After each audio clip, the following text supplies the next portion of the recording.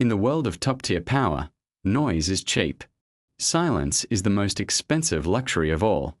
Today, when a Rolls-Royce Cullinan glides silently down Sheikh Zayed Road in Dubai, pedestrians instinctively step aside. Not because they fear being hit, but because the car radiates an aura that makes you feel you don't belong in its path. The spirit of ecstasy rises slowly from the grille, a silver sculpture emerging from the hood. Inside, double-glazed glass compresses the city's chaos into a distant, muffled sigh.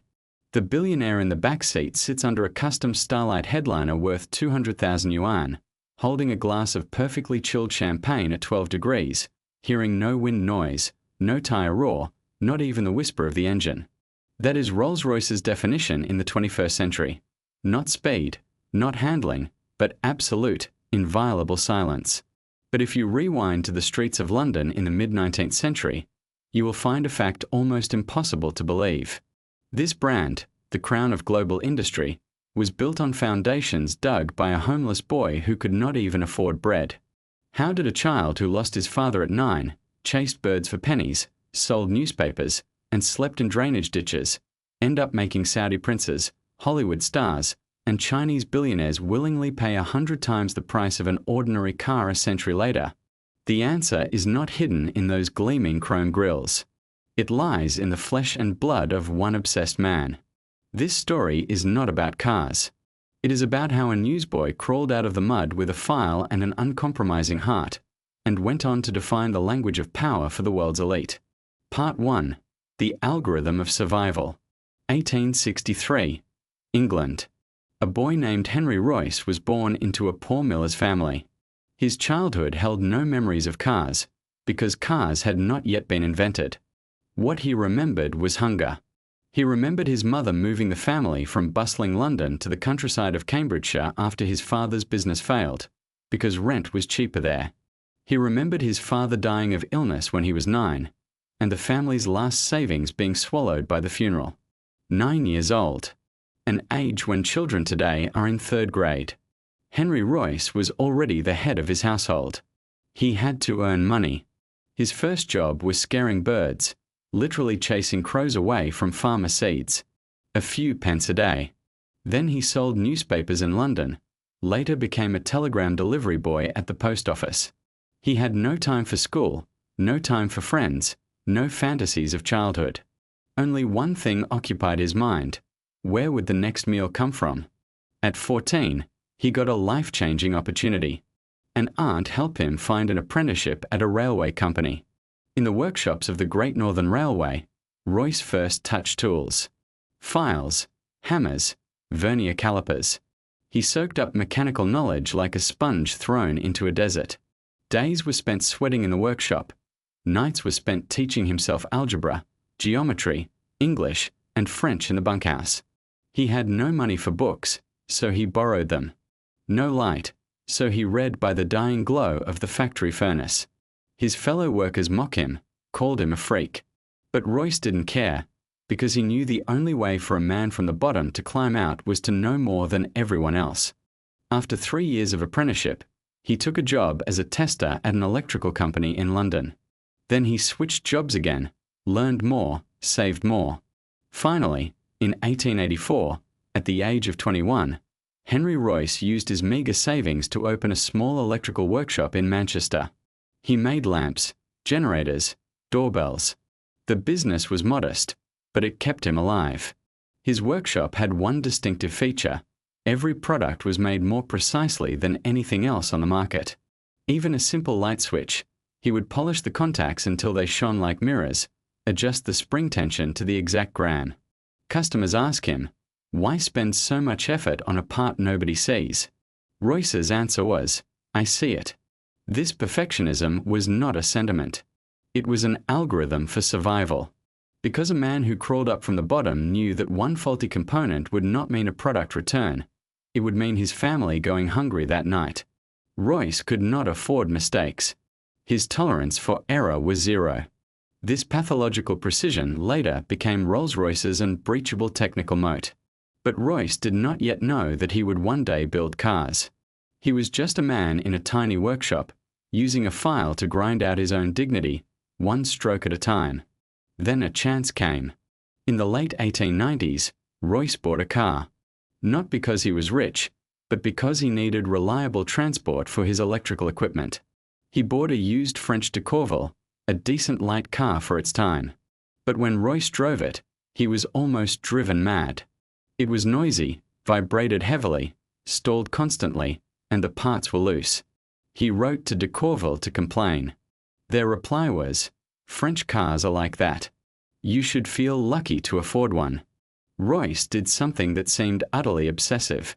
He rolled that de Courville into his workshop, took it apart piece by piece, then reassembled, redesigned, and rebuilt it his own way. He improved the carburetor, strengthened the ignition, redesigned the suspension bushings, and even replaced all the rivets on the chassis with more precise screws. He spent months turning that piece of French junk into a quiet, smooth, reliable machine. His workers and friends test drove it and said it was far better than the original. "You should build your own car," they told him. Royce thought about it and agreed. He was not a visionary business genius. He was an engineer who could not tolerate imperfection. He needed a new challenge to prove that his way was right. In 1904, Royce built his first car. No flashy name, just Royce 10 horsepower. Its displacement was only 2 liters. Power only 10 horsepower. Today, that would not match a minivan. But it had one quality that impressed every test driver: silence. Profound silence. When it rolled over Manchester's cobblestone streets, the only sounds were the soft crunch of tires on stone and the clop of horseshoes. The engine ran like a Swiss watch, so smooth you could barely feel it turning. Royce knew he had something special, but he didn't know how to sell it. Part 2. A Dangerous Class Alliance. May 4th, 1904, Manchester, the Midland Hotel. A middle-aged man in oil-stained overalls, with black grease under his fingernails, pushed open the door of a second-floor suite. His name was Henry Royce, 41 years old, never attended university, spoke with a thick Cambridgeshire accent. The other man in the suite was sipping tea. His name was Charles Rolls, 26 years old, a Cambridge graduate, one of the most dazzling young aristocrats in English high society. His father was Lord Lengaddock, his mother Scottish nobility. Rolls himself was London's most successful car dealer. The French and Belgian cars he sold were standard issue among the upper class, but they kept breaking down, infuriating his clients. He had been searching for a truly reliable, refined, quiet British-made car. This meeting, in Edwardian England, was almost unthinkable. An earl's son and a bottom-level mechanic.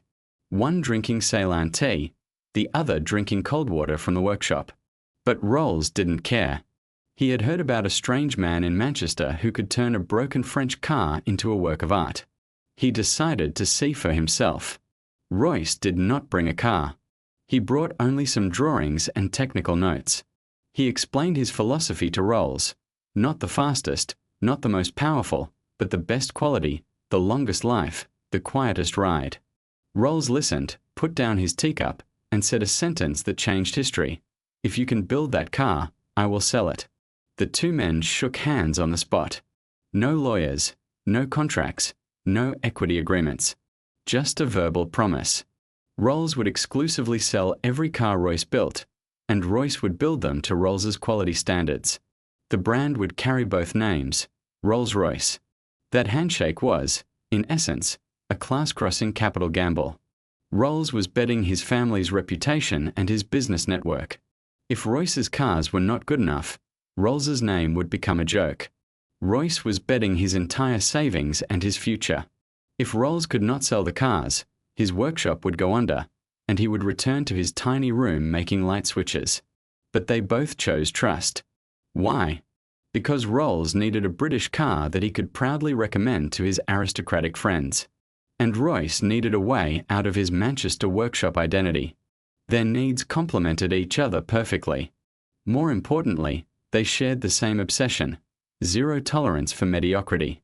In 1906, the first car bearing the double badge of Rolls-Royce appeared. It was not yet the Silver Ghost. It was a model called the 40/50th horsepower. Rolls-Royce had designed a straight-six, 7-litre engine producing up to 50 horsepower. But in the automotive world of that time, 50 horsepower was not astonishing. What truly made this car legendary was not power, but two words: silence. Part 3. The business genius of monopolizing quiet. What was the auto industry competing on at the time? Speed. The French competed on speed, the Germans did, and the Americans did even more. Henry Ford was revolutionizing the world with the Model T, but his car was as loud as a walking threshing machine. The Italians had just built a race car that could reach 100 kilometers per hour, but the driver's ears would ring for half an hour after getting out. Everyone thought that engine noise was inevitable, and the louder it was, the more powerful you seemed.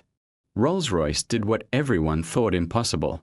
They balanced every moving part of the engine, brought gear meshing precision to military levels, and tuned the exhaust system like a musical instrument. The result was that the massive 7-liter straight-six engine, at idle, was almost inaudible. You could only confirm it was running by looking at the oil pressure gauge. There is a famous story. A Silver Ghost owner complained that his car always stalled at traffic lights. He brought it back to the Rolls-Royce service center. The technicians inspected it and found the engine was running perfectly. What was the problem? The owner said, "At the lights I heard nothing, so I thought it had stalled, and I cranked the starter again." In fact, the engine had been quietly idling the whole time. The Rolls-Royce was so quiet that the owner thought it was dead. Rolls-Royce seized this insight. They made a decision that went against all business intuition of the time. They stopped advertising any speed figures and instead advertised silence. The ads did not mention horsepower or top speed. They only said, "At 60 miles per hour, the loudest noise in this car comes from the electric clock." That line became a classic in marketing history. It told potential buyers, Rolls-Royce is not built for the racetrack. It is built for you to sign merger agreements in the backseat, or take a nap on the way to your country estate. Noise belongs to the common crowd. Silence is the badge of power. Why? Because power does not need to prove its speed. A true holder of power is never in a hurry. He does not need to announce his presence with a roaring exhaust, because everyone is already watching him. What he needs is silence, an undisturbed, absolute sense of control.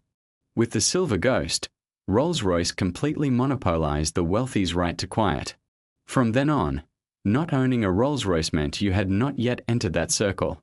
In 1907, a Silver Ghost covered 15,000 miles in a 24-hour endurance test, almost non-stop. After the test, it was disassembled and inspected. Every parts wear was within design limits.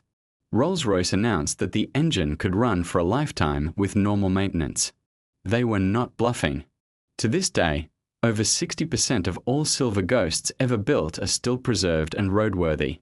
Rolls-Royce was no longer just a car. It was the diamond of industry. But just as the company was soaring, disaster struck. Part 4, From Wheels to Wings, a devastating pivot. July 12, 1910, Bournemouth. Charles Rolls was flying his Wright Flyer at an air show when the tail section detached. The aircraft crashed. Rolls died instantly. He was 32 years old. He became the first Englishman to die in an aviation accident. The title was bitterly ironic. An aristocrat standing at the pinnacle of the Industrial Revolution was consumed by the very technology he loved most. Rolls's death was a devastating blow to the entire Rolls-Royce company. He had been the soul of the brand, the passport into high society. Without him, Royce was just a reclusive engineer hiding in a Manchester workshop. Half the soul had crashed into the ground. The company's stock plummeted. The media wrote obituaries. Competitors poached customers. Everyone believed Rolls-Royce would die with Rolls. But no one noticed that Henry Royce, lying on his sickbed, was preparing the most savage industrial pivot in history. Royce had been very ill in those years. Overwork, chronic malnutrition, and the psychological shock had brought him close to death. Doctors told him he must rest completely and stay away from a factory. But Royce did not rest. He had workers bring drawings and parts to his bedside, and he kept designing in bed.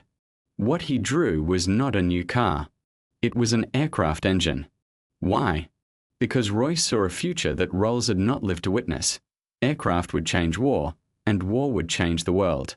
The aircraft engines of that era were mostly rotary types, noisy, unreliable. Pilots frequently lost power mid-flight and fell like stones. Royce said, "If we can make a car engine silent, why can't we make an aircraft engine more reliable?" In 1914, the First World War broke out. The Royal Flying Corps urgently needed a reliable aero engine. Royce unveiled his design, named the Eagle. Its power went from 200 horsepower to over 300, and eventually to 400. It ran steadily in thin high-altitude air and could fly for more than 10 hours without major maintenance. In contrast, German and French engines often began to shake, leak oil, or catch fire after just a few hours. British bombers equipped with Eagle engines could penetrate deep into German territory and return safely. German pilots gave these aircraft a nickname, London buses, because they always showed up overhead on schedule. By the end of the war, Rolls-Royce was producing more aero engines than cars. The company had not collapsed with Rolls's death. Instead, it had become the industrial backbone of the British Empire.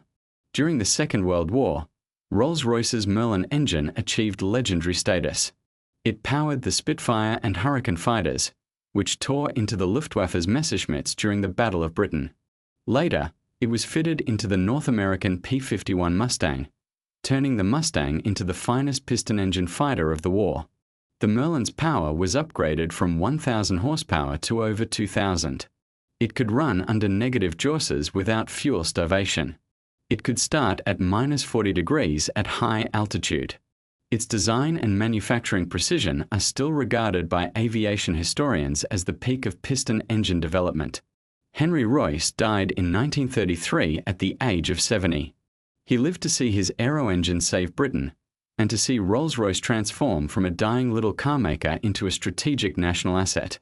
When he passed away, an unfinished engine drawing lay on his bedside table. His tombstone bears his motto, "Whatever is rightly done, however humble, is noble." That sentence is the ultimate code of Rolls-Royce's century-old empire. Part 5. The Mode of Silence and the Symbol of Power. After the Second World War, Rolls-Royce refocused on automobiles. But the post-war world had changed. The Germans had rebuilt Mercedes and BMW. The Italians had revived Ferrari. The Americans had launched muscle cars. Everyone was competing on horsepower, lap times, who was faster on the Nürburgring. Rolls-Royce did not join that game. It did something smarter. It gave up any comparison of speed. Because Rolls-Royce knew that its customers did not need speed. A person who rides in a Rolls-Royce does not drive it himself. He does not need to launch off the line at traffic lights. What he needs is to open his laptop in the backseat without being disturbed by bumps, to close his eyes without being woken by wind noise, to answer phone calls without engine interference. He needs the car to feel like a floating magic carpet at any speed. That was the new battlefield that Rolls-Royce defined, not the battlefield of performance, but the battlefield of experience. Performance can be quantified. Experience cannot. You cannot measure a backseat passenger satisfaction with horsepower or lap times. You can only measure it with silence, smoothness, and that indefinable sense of authority. In the post-war decades, Rolls-Royce launched the Silver Cloud, the Silver Shadow, the Silver Spirit, and other models, each adhering to the same design philosophy: mechanical perfection, absolute silence, restrained appearance. They never used oversized chrome grilles or exaggerated wings. Rolls-Royce's lines are restrained, understated, unassuming. Because true power does not need to flaunt itself. It only needs to exist. By the 1990s, Rolls-Royce had become the ultimate social currency of the global elite. Middle Eastern royalty took pride in custom-built Rolls-Royces. Hollywood stars stepping out of a Phantom on the red carpet drew more attention than any gown. China's first generation of entrepreneurs regarded Rolls-Royce as their diploma of success. They might not know the difference between a V8 and a V12, but they knew that when the spirit of ecstasy rose, the whole world would look at them differently. But this status faced a huge challenge at the turn of the century. BMW and Mercedes launched ultra-luxury models like the Maybach and the Pullman. Volkswagen acquired Bentley and began mass-producing luxury cars on shared platforms. Rolls-Royce's annual sales fell to just a few hundred units. Its parent company, Vickers, decided to sell the Rolls-Royce car business. In 2003, BMW bought the Rolls-Royce car brand for $66 million and built a brand new factory and headquarters in Goodwood, England. Many critics predicted that Rolls-Royce would become a rebadged BMW and lose its soul. But BMW did something extremely smart. It did not try to change Rolls-Royce's essence. They kept the handcrafted production line at Goodwood, the aluminium spaceframe chassis, the extremely restrained design language. They simply used BMW's engineering to bring reliability up to 21st century standards. The result was the most prosperous period in Rolls-Royce's history. Goodwood's annual output increased from a few hundred to several thousand, and still demand exceeded supply. In 2018, they launched the brand's first SUV, the Cullinan, named after the largest diamond rough ever discovered in South Africa. Starting price $330,000. In China, it cost over 6 million yuan after taxes. Within the first year of launch, orders were backlogged for 2 years. Why? Because Rolls-Royce, in this era of electrification, digitalization, and autonomy, is selling something that has become even more scarce. When Tesla competes on self-driving, when NIO competes on battery swapping, when even Xiaomi is building cars, what is Rolls-Royce selling? It is selling the most extreme silence that money can buy. A silence that has been polished for 120 years, and that you cannot find in any other car. Part 6. The defiance behind every silent car. Today, when you sit in the back seat of a Phantom and close the door, the world disappears. That is not a metaphor. It is a physical disappearance.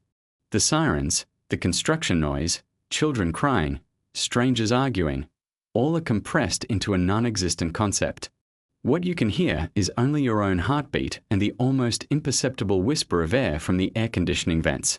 This experience is not achieved with a few layers of sound insulation. It comes from 120 years of accumulated technology, every moving part of the engine balanced to the micron, every steel panel of the body laser scan to ensure no resonant frequency, special foam inside the tires to absorb road noise, vacuum between double-glazed windows to block sound transmission, even the angle of the air conditioning ducts designed with fluid dynamics to minimize airflow noise. The cost of all this is astronomical. But Rolls-Royce buyers never ask the price. Because they are not buying a car. They are buying a ticket to a certain class. In that class, noise is cheap, time is the currency, and silence is the ultimate display of status. Looking back at Henry Royce's life, you find a cruel and moving truth. The newsboy was able to build the world's quietest car not because he was born into privilege, not because he received an elite education, but because he knew all too well what noise was. He had lived in noise since childhood. The roar of factories, the clamor of streets, the rumble of his own hungry stomach, all noise. His whole life was a pursuit of silence, because his whole life had been surrounded by noise. His obsession with perfection was, at its core, a bottom-dweller's ultimate rebellion against a noisy world. Every Rolls-Royce is a declaration of war against mediocrity. It says, you can make garbage at low cost, but I will spend a lifetime polishing one work. You can mock my high costs, low output, slow speed, but 100 years from now, my work will still be on the road, and your garbage will have been melted down. That is the survival code of Rolls-Royce. It is not about cars. It is about an uncompromising set of values. If you too find yourself in darkness today, if you too are surrounded by noise, remember that ninety-year-old boy chasing birds, remember that file, remember the motto, whatever is rightly done, however humble, is noble. You do not need to be an earl's son. You only need, like that newsboy, to refuse to accept mediocrity.